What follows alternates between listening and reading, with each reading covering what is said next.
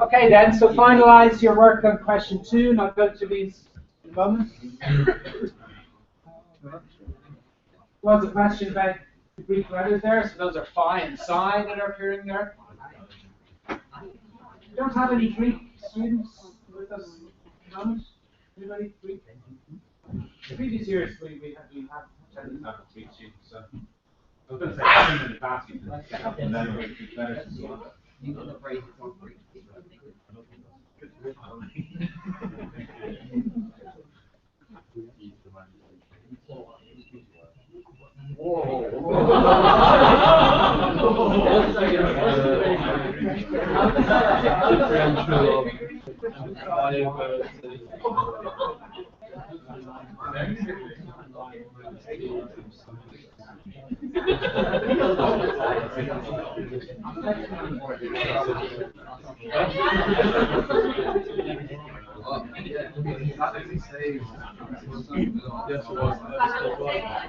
Okay then, let's take the solution of these two.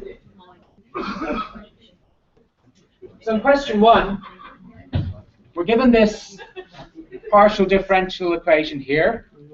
So the second derivative with respect to x and the second derivative with respect to y. When you add them together, you're supposed to get 0. And this function phi of xy, e to the x times sine y, that's put forward as a candidate solution. So our task here is just to confirm that it is a solution. Okay. So to do that, so we obtained the second order partial derivatives.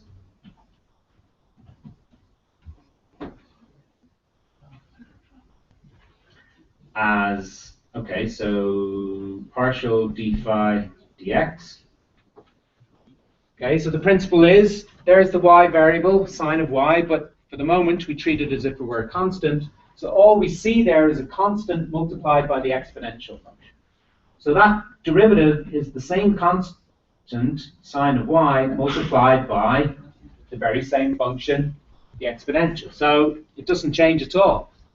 Partial derivative with respect to x is exactly the same function. And so when you take its second derivative, which by definition is the x derivative of the x derivative, well, that's going to be exactly the same thing again. It doesn't change. Okay. So this is one half of the equation, d2 phi dx squared. Then we need the other half. So the first derivative of phi with respect to y, now the x is treated as the constant. So what we see is a constant multiplied by sine. So that is the derivative, the same constant multiplied by cosine of y. And then the second derivative of y, second derivative of phi with respect to y both times is d dy of d phi dy. So it's the same constant e to the x multiplied by the derivative of cosine y, which is minus sine of y. So we have a minus sign in front. This minus sign here. So that's the two bits I need, the two second order partial derivatives. And you can see they're exactly the same, except they're negatives of each other. E to the x sine y minus e to the x sine y. So yeah, when you add them together, they're going to cancel and give 0. So from this, we see that phi satisfies the PDE, partial differential equation. This one in the question. Is that okay? Any points on that or any questions on that? Okay. Fairly straightforward for the first one. Second one is a little bit more involved. This time we've got a function of 3 variables. So psi of xyt, e to the minus t, times the sum of sine x and cosine y. And this is supposed to be a solution of this partial differential equation. So the sum of the two second order derivatives with respect to x and y, that's supposed to be equal to the first order derivative with respect to t. It's the same idea, but behind this question, just go ahead and work out what the ingredients are, so to speak. So the sine of xyt is e to the minus t times sine x plus cosine y.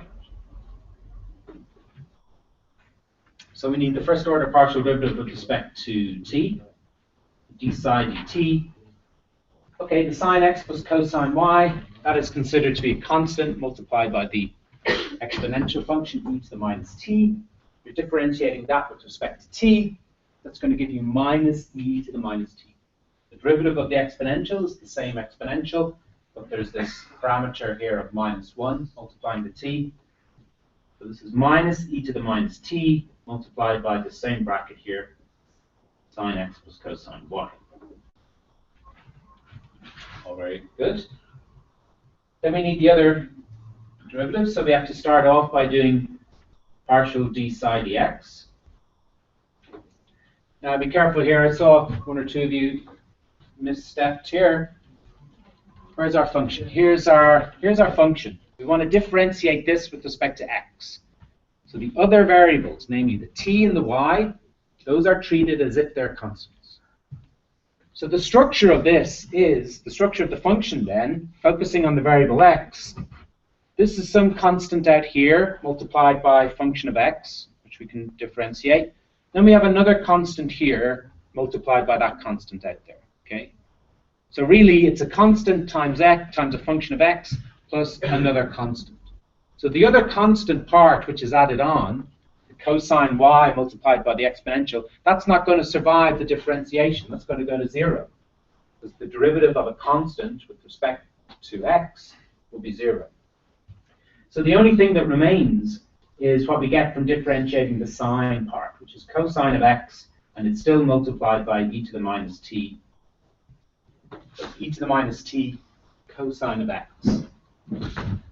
So if you like, you can expand this out by multiplying out the bracket. You have exponential times sine plus exponential times cosine.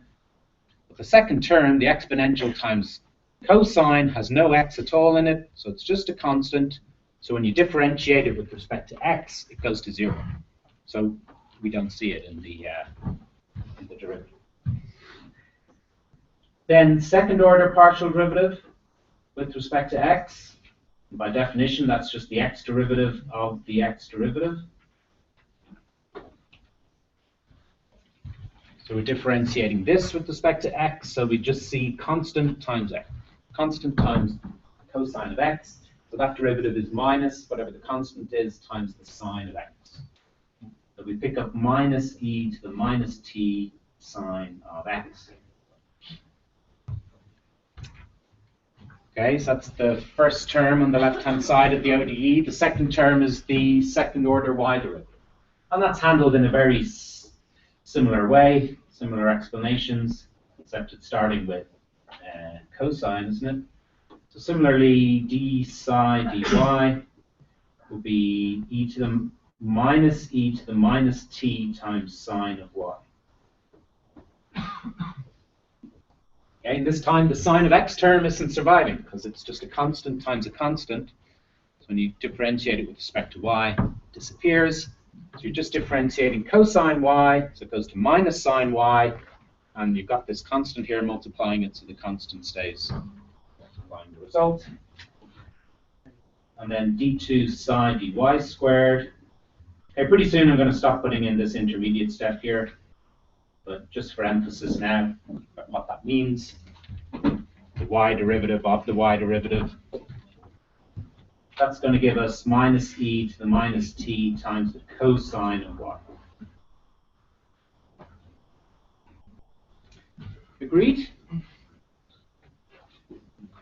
And then we can just confirm that it does indeed satisfy the ODE, the partial differential equation. So the partial differential equation says add these two things. So the sum of these two should be equal to the t derivative. When you add these two, you get minus e to the minus t times the sum of sine x and cosine y, and that is what it is there. So again, we see the PDEs satisfied.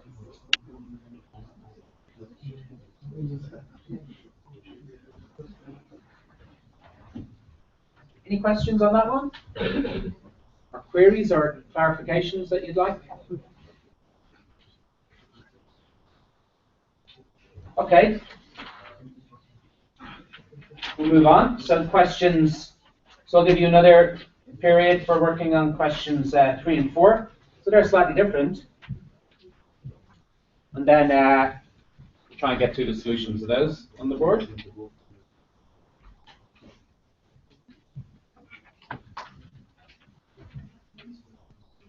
Everybody okay with that sheet? Can I remove that?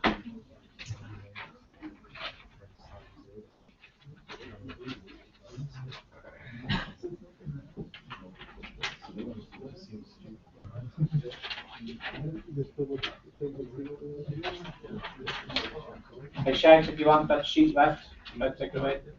Okay. Won't be Shag. So question 3, there's a function f, cosine of the sum of the squares. Find the x derivative, find the y derivative, and look for the places, find the solution, find the occasions. By occasions I mean find pairs of values, x and y, such that both of those derivatives are simultaneously 0.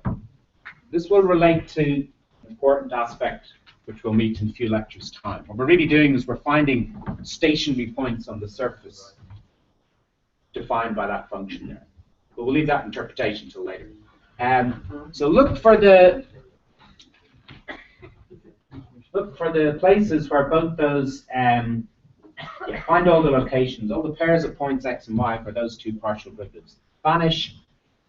And then you want to use the technique of implicit differentiation, implicit partial differentiation, to find expressions for the derivatives dz dx and dz dy, where the x, y, z are related by that equation. So this equation, as I told you earlier, we understand that this defines implicitly, so not explicitly in terms of a straight formula, but implicitly defines the function z depending on the parameters x and y.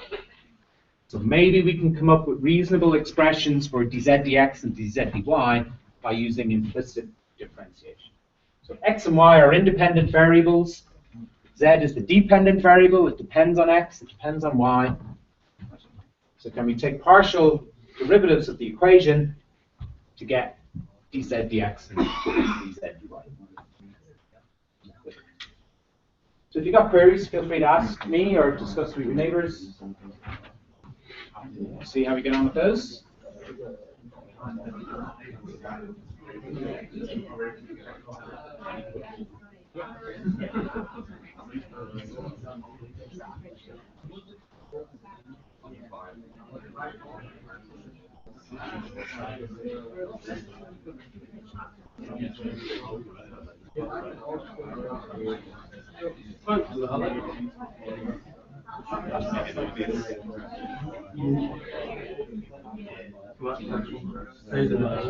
Yeah, so you've done that correctly, so cos goes to minus sine.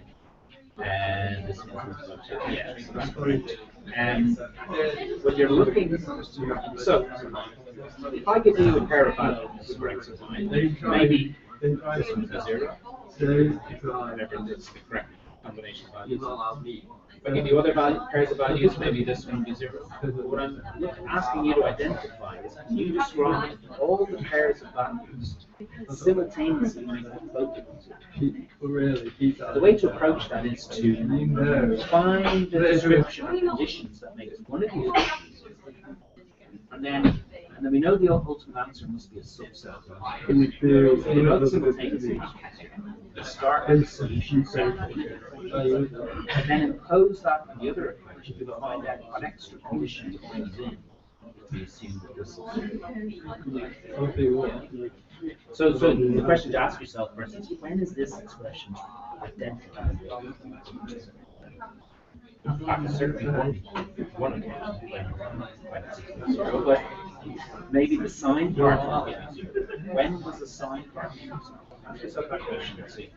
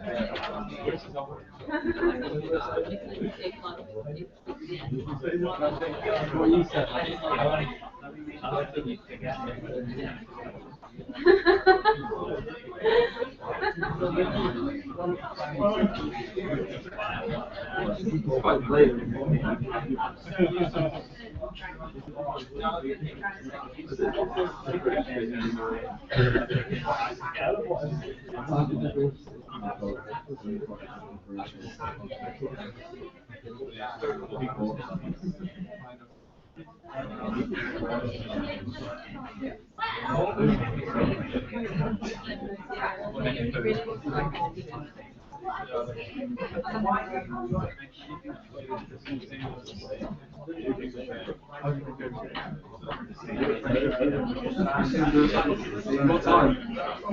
What time? Let's all get the bus together. Sorry, let's all get the bus together. No, so you get the bus as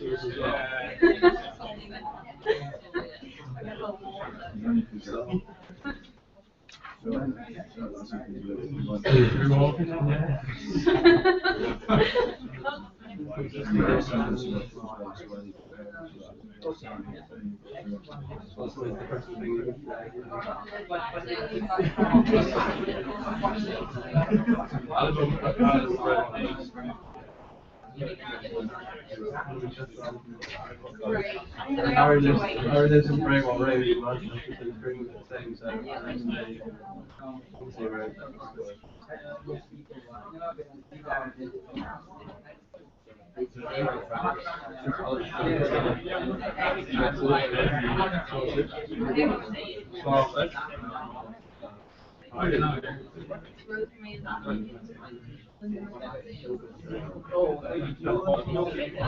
Okay, so I've talked to a few of you there. You should be getting these partial derivatives here.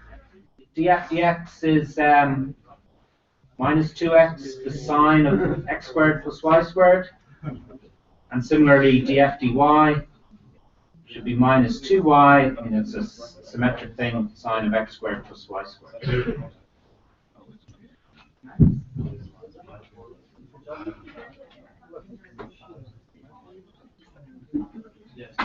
So the question you're trying to answer is, what pairs of values make both of those quantities equal to 0?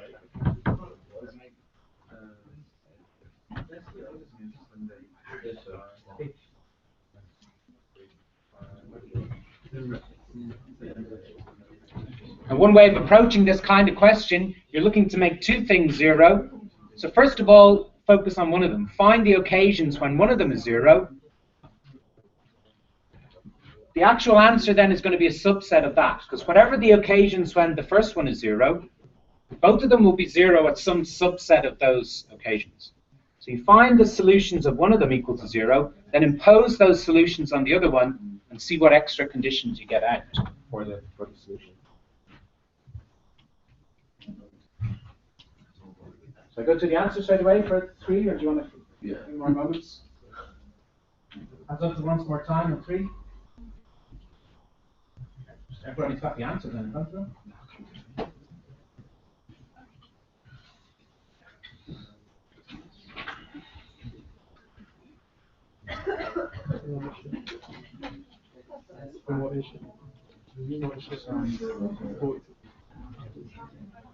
Okay, we'll be meeting this kind of problem in quite a few equations.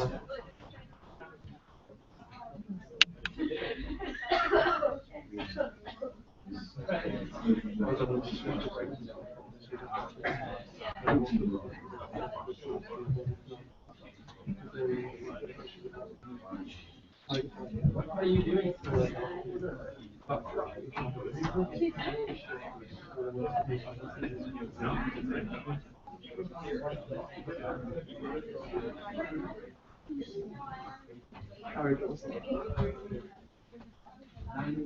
Okay, so altogether, how do I finish this sentence? The first one is 0 when certainly when x is 0. Is there then a full stop, or Are there other occasions when it's satisfied as well?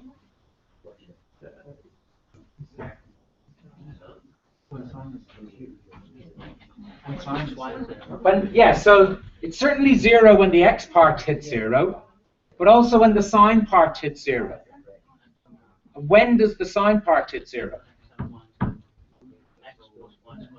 Yeah, okay. If x and y are 0, oh, sorry, when the x squared plus y squared is 0, and that only happens when x and y are 0.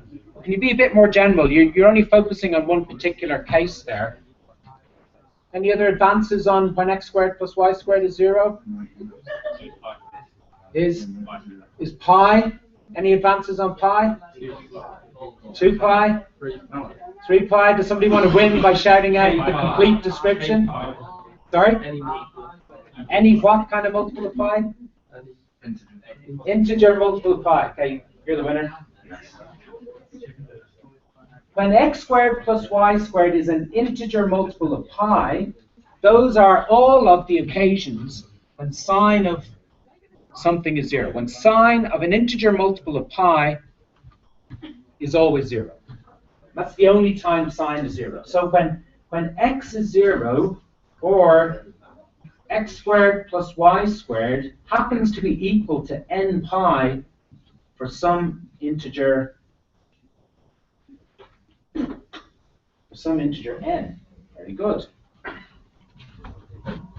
Now there's a full stop. Those are the only occasions when df dx is 0. Okay? So when you're going for these things, try and be as general as possible. Try and capture all the possibilities. So you had it right at 0, you had it right at pi, 2 pi, but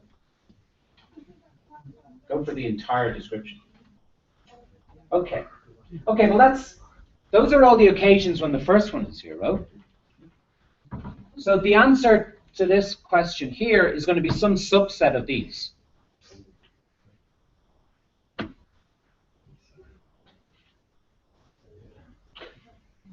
Although I can reduce this a little bit, can't I? Should I really say for any integer n here? Could you criticize that a little bit? Well, yeah. So why only focus on the positive integers?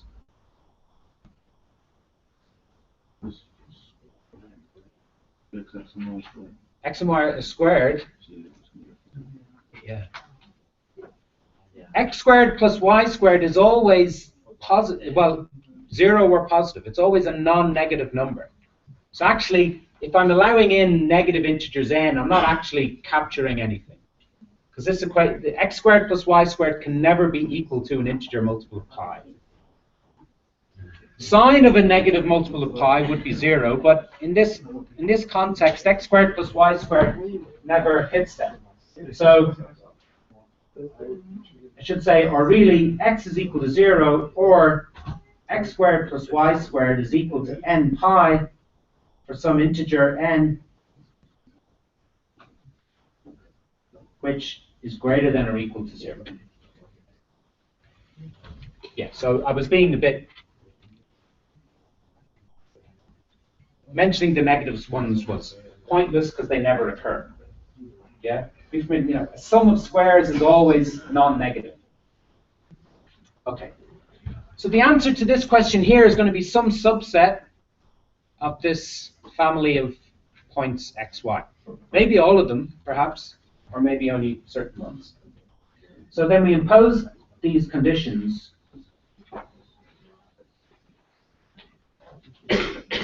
So x is 0, or the sum of x squared plus y squared is n pi. Impose these conditions on about the point x, y onto the second equation.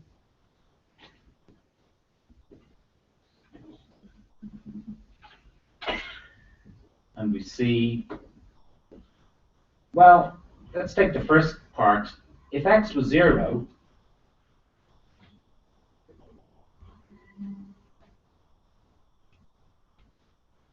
can the second equation be true? We've got If x is 0, this equation reduces to y times the sine of y squared. So yeah, gf/dy is equal to 0 as long as y is equal to 0 or n pi, no, sorry, or y squared equals n pi for some integer n greater than or equal to 0. But actually, that's kind of captured by, you know, because y equals 0 is an example of this. It's when you choose n equal to 0. So you could just capture it by saying that. So that was the first part of the description. The alternative part of the description was x squared plus y squared is equal to n pi. If x squared plus y squared is equal to n pi, then yes, the df/dy is 0. Because again, it's sine of, it's just disappeared off the screen there, it's sine of an integer multiple of pi, so it is 0. So actually all these solutions can all be captured by just saying this expression here, by x squared plus y squared equals n pi.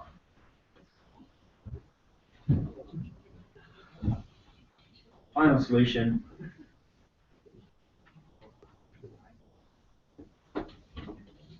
is that df dx is equal to df dy, and they're both equal to 0, if and only if x squared plus y squared is equal to n pi, where n is an integer, non-negative integer.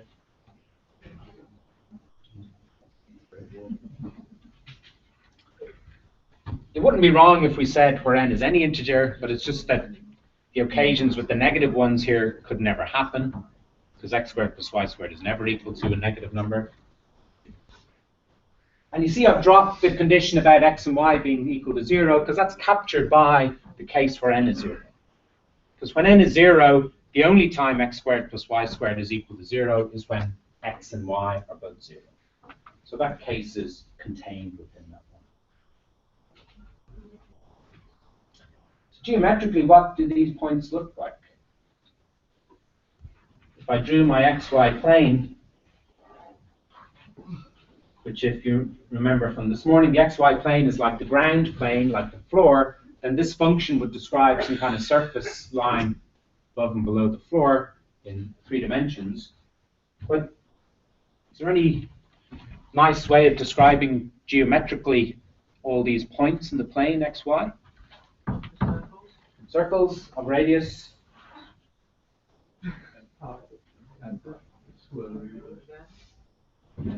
Square root of n pi for any integer n. Yeah. So you got this single dot at the origin, x and y equals 0. You got the circle of radius root pi, circle of radius square root of 2 pi, circle of radius, etc., etc. So these are all the points on the circles of radius square root of n pi for an integer n greater than or equal to 0.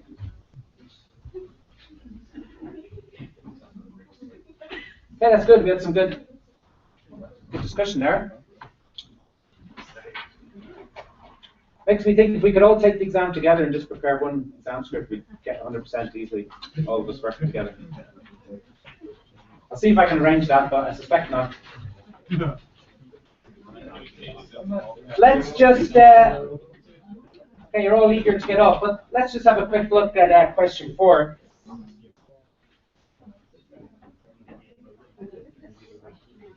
Are you actually exhausted? Do you actually want to?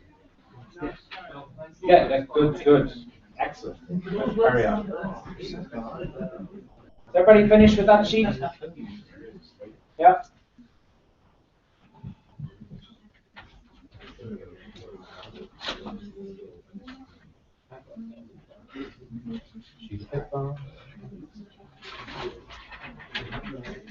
So what is a reasonable description of dz dx and dz dy given this implicit relationship between z, y, and x?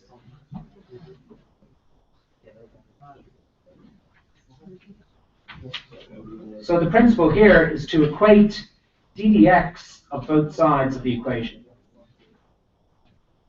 So you've got an equation there. Just hit both sides with the operation differentiation with respect to x, and see what you get. Now on the right-hand side, of course, you get 0. So you're taking the derivative of 1. So on the right-hand side, you get 0. What do you get on the left-hand side? So we're differentiating with respect to x. So differentiating the first term, we just get y, don't we?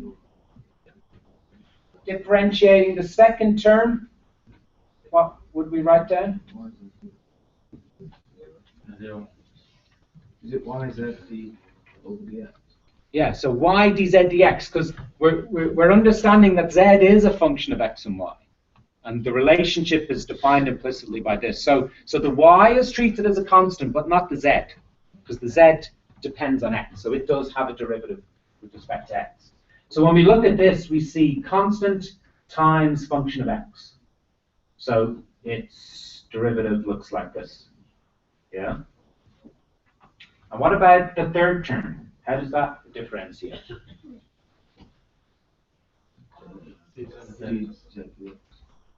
Sorry? Just dz dx?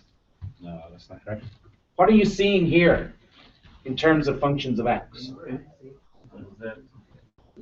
You've seen a function of x, which is z times another x. So it's product rule. So what's the answer? Apply the product rule.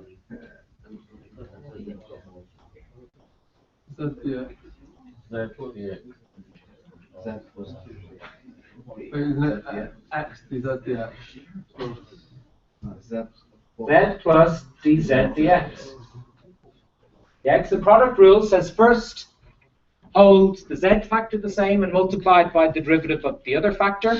So that's z times dx dx, but dx dx is just 1.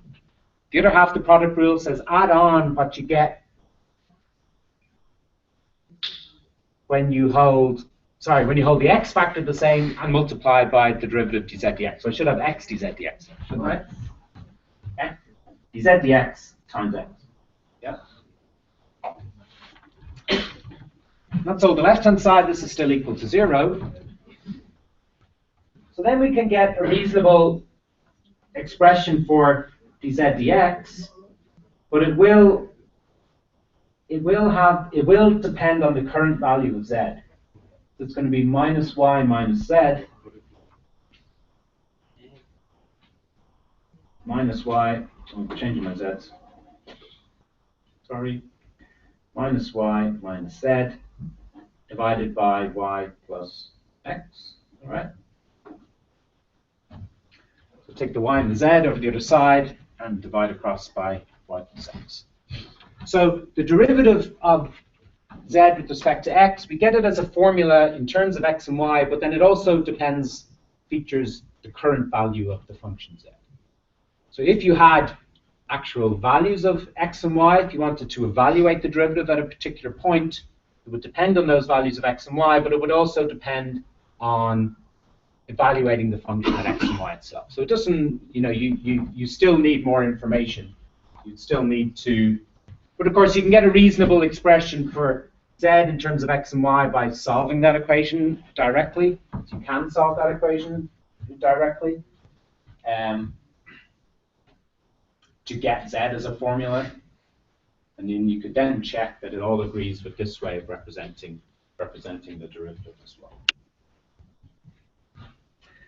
Okay, so there's nothing to stop you getting dz dy out of that as well.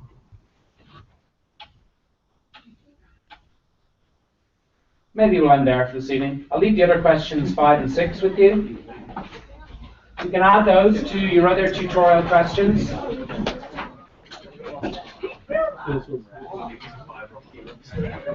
And we'll continue next time.